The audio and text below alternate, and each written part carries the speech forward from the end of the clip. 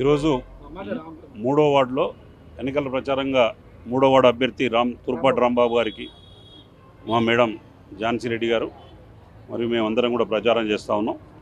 దీంట్లో బాగా స్పందన ఉంది.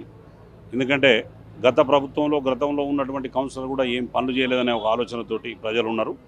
దాన్ని ఈరోజు నిదర్శనం 3 ఏళ్ళు ప్రభుత్వం, రాబోయే రోజుల్లో 3 ఏళ్ళు ప్రభుత్వం ఉంటుంది కాబట్టి, మా ఎమ్మెల్యే గారు ఉంటారు కాబట్టి తప్పకుండా చేస్తామన్నారు. ఇప్పుడే సోదరుడు ఒక జిల్లా ఇన్ఛార్జి మంత్రి, ఒక రాష్ట్ర సెకండ్ ఫేజ్ ఉన్న మంత్రి పొంగులేటి శ్రీనివాసరెడ్డి గారు తెస్తే నమ్ముతున్నారా అంటే అంతకంటే దౌర్భాగ్యం ఏమి ఉండదు.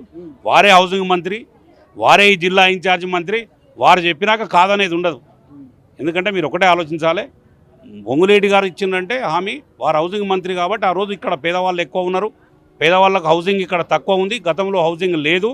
ప్రతి ఊరిలో వచ్చిన 3005 ఇళ్లలో ప్రతి ఊరికి 50, 100, 40 ఇండ్లు ఇచ్చినాం. అది లేదని చెప్తే అడిషనల్గా కూడా శాంక్షన్ ఇస్తా అని చెప్పి పొంగులేటి గారు ప్రామిస్ చేసిండ్రు.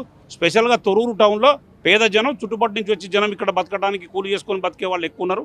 వాళ్ళ కోసం స్పెషల్గా ఒక 1000-1500 ఇండ్లు తొర్రూరు టౌన్కే ఇవ్వాలని చెప్పడం జరిగింది. వారు కూడా దాన్ని స్పందించారు. నెక్స్ట్ ఏప్రిల్లో తొర్రూరు టౌన్కే 1500 ఇండ్లు ఇప్పించడానికి ప్రయత్నం చేస్తాం.